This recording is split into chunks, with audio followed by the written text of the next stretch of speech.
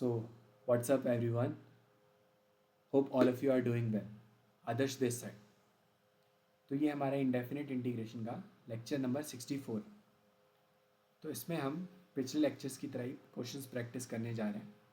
तो स्टार्ट करते हैं फटाफट। नाउ एक 2x है यहाँ पे cos 2x plus sine square X. So ऐसे फॉर्मूले के बारे में सोचो जो दोनों को रिलेट कर पाए। तो यू नो ना, हम cos 2x को क्या लिख सकते हैं? cos square x minus sign square x. Sir आपने ऐसा क्यों सोचा कि यही क्यों यूज़ करें? वो इसलिए सोचा कि जैसे ही ये लिखूंगा sign square x and sign square x will get cancel out, isn't it? क्योंकि माइनस का साइन स्क्वायर एक्स है और प्लस का this thing cancel. So D x upon cos square x which is actually what 1 upon cos square x is सीकेंड square x D x. और cos square x का integration क्या होता है? Obviously, sorry I am saying cos square x, सीकेंड square x का integration क्या होता है? 10x plus some constant सी। तो इजी था ना, बस सही टाइम पे सही सब्स्टिट्यूशन। नेक्स्ट, ये तो और महा इजी है। यहाँ पे क्या करना है? तो सिंपल, अगर x की पावर n का इंटीग्रेशन होता है उसका फॉर्मूला है। So what you will do, but यहाँ x की जगह x प्लस वन है, so x plus one raise to power 15 plus one upon 15 plus one, simple. So it will be x plus one raise to power 16 divided by 16 plus some constant c. That's all. Now let us see next question. Now यहाँ क्या करोगे? Same thought, वही x की power n का integration which is what x power n plus one divided by n plus one plus some constant c। यही apply करो यहाँ। So 2x minus three raise to power minus five plus one upon minus five plus one. But यहाँ पे क्या careful रहना है, x से क्या मल्टीप्लाई है? 2, सो into 1/2 plus some constant c. So overall it is what? 2x minus 3 raised to power minus 4 upon minus 5 plus 1 minus 4 minus 4 into 1/2 plus some constant c. So overall what is your answer? 2x minus 3 raised to power minus 4 upon 4 into 2 minus 8 plus some constant c. समझे? Now next question. Simple sum में वही X की power N का copy paste कर दिया है, spam कर दिया है इसका।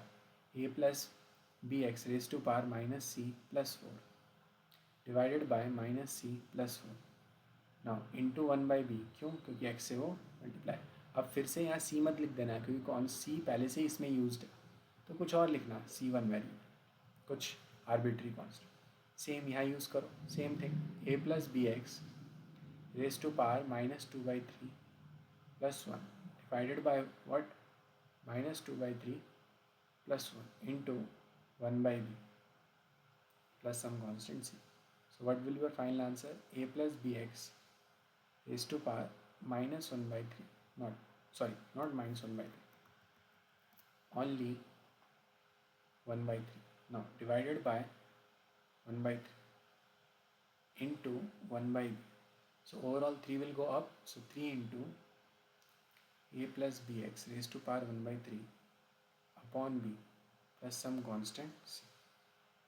Okay, next question. ये तो और घिसा पिटा क्वेश्चन। तो साइन 3x बाई थ्री, क्यों?